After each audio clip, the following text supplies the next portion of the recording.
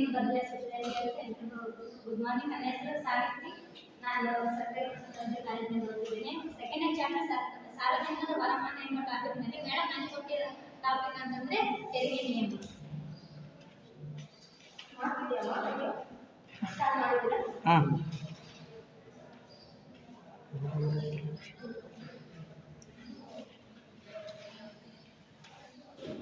ತೆರಿಗೆ ನಿಯಮ. ತೆರಿಗೆ ಅಂದರೆ ಅಂತ ನೋಡಿ ಬಸಣ್ಣ, ತೆರಿಗೆ ಅಂದರೆ ಏನು? ಇಷ್ಟೆಲ್ಲ ಚಾಪ್ಟರ್ ಕೇಳಿದಲ್ಲ, ತೆರಿಗೆಯ 12% ತೆರಿಗೆ ಅಂದರೆ ಅಂತಂದ್ರೆ ಹಾಗಾದ್ರೆ ತೆರಿಗೆ ಅಂತಂದ್ರೆ ಏನು ಹೇಳಿ?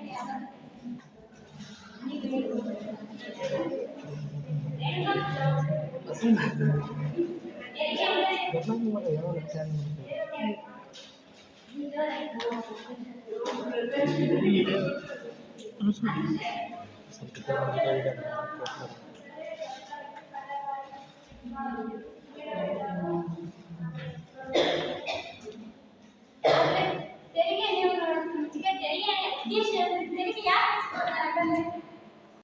ಅಂದರೆ ಸಾರ್ವಜನಿಕರಿಂದ ಸರ್ಕಾರ ಸಾರ್ವಜನಿಕರಿಂದ ತೆರಿಗೆಯನ್ನು ಕಡ್ಡಾಯಗೊಳಿಸಿಕೊಳ್ಳಬೇಕಾದರೆ ಅಂದರೆ ಗರಿಷ್ಠ ಸರ್ಕಾರವು ತರಬೇಕು. ಅಂದ್ರೆ ಯಾರಿಗೆ ಸಮಸ್ಯೆಗಳನ್ನು ಉಂಟು ಮಾಡಬಾರ್ದು. ಅಂದ್ರೆ ಅವರ ಸಾಮರ್ಥ್ಯಕ್ಕೆ ಅನುಗುಣವಾಗಿ, ಅವರ ಶಕ್ತಿ ಸಾಮರ್ಥ್ಯಕ್ಕೆ ಅನುಗುಣವಾಗಿ ತೆರಿಗೆಯನ್ನು ಕಟ್ಟಿಸಿಕೊಳ್ಬೇಕು. ಅವರು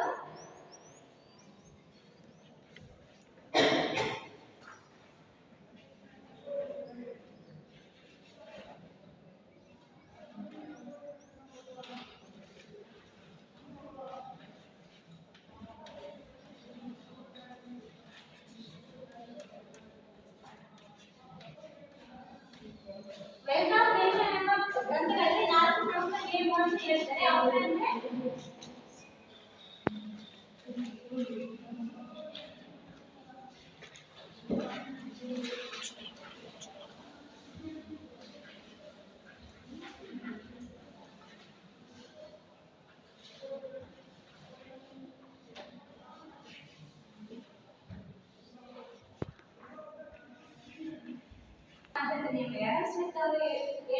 ಪ್ರತಿಯೊಬ್ಬ ನಾಗರಿಕರು ಅಂದ್ರೆ ಸಾಮಾಜಿಕ ಅನುಗುಣವಾಗಿ ತೆರಿಗೆ ಕಟ್ಟಿಸಿಕೊಳ್ಳಬೇಕು. ಅಂದ್ರೆ ಸರ್ಕಾರದ ಆಶ್ರಯದಲ್ಲಿ ಯಾರು ಇರ್ತಾರೆ ಅನ್ನೋದು ಅವ್ರ ವರಮಾನ ತಕ್ಕಂತೆ ಅಂದ್ರೆ ತೆರಿಗೆ ಕಟ್ಟಿಸಿಕೊಳ್ಳೋದು. ಅಂದ್ರೆ ಆದಾಯಕ್ಕೆ ತಕ್ಕಂತೆ ಆದಾಯಕ್ಕೆ ತಕ್ಕಂತೆ ತೆರಿಗೆಯನ್ನು ಕಟ್ಟಿಸಿಕೊಳ್ಳೋದು. ಫಾರ್ ಎಕ್ಸಾಂಪಲ್ ಹೇಳ್ಬೇಕಂದ್ರೆ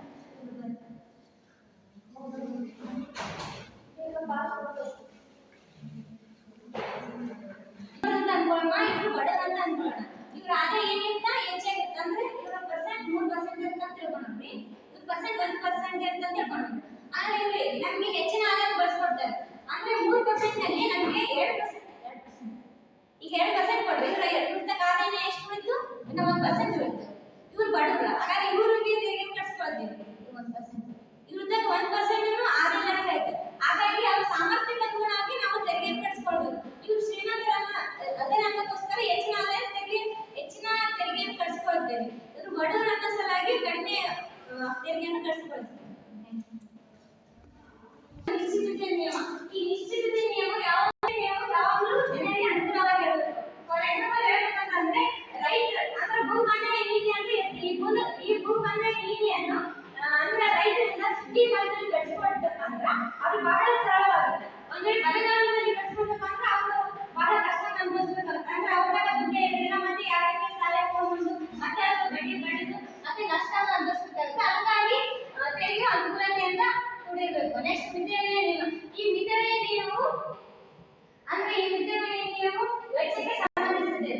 ಅಂದ್ರೆ ನಾವು ಯಾವ ರೀತಿ ವೆಚ್ಚ ಮಾಡ್ತೀವಿ ಎಂಬುದು ಈ ಮಿತವ್ಯಯ ನಿಯಮವು ತಗೊಂಡಿದೆ. ಈ 4 ನಿಯಮಗಳು ಪ್ರಮುಖವಾಗಿ ಉಳಿದ ನಡುವಿನ ಅರ್ಥಶಾಸ್ತ್ರಜ್ಞರು ಯಾವ ರೀತಿಯಾಗಿ ಈ ನಿಯಮವನ್ನು ಹೇಳಿದ್ದಾರೆ ಎಂದು ನೋಡೋಣ.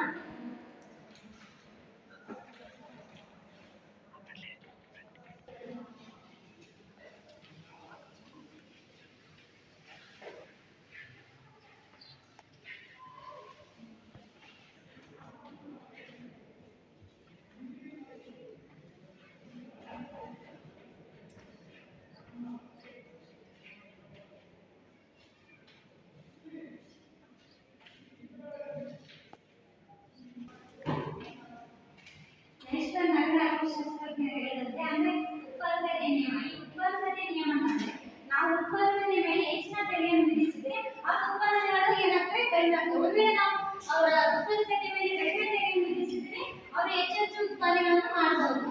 ನೆಕ್ಸ್ಟ್ ಒಂದು ಬಂದು ಸ್ಥಿತಿಸ್ಥಾಪಕತೆ ನಿಯಮ. ಈ ಸ್ಥಿತಿಸ್ಥಾಪಕತೆ ನಿಯಮ ಅಂದ್ರೆ ಸರ್ಕಾರದ ಕಾರ್ಯಗಳು ದಿನ ದಿನ ಬೆಳೆಯುತ್ತಿರುವ ಪರಿಣಾಮವಾಗಿ ವೆಚ್ಚವು ಹೆಚ್ಚಾಗುತ್ತದೆ.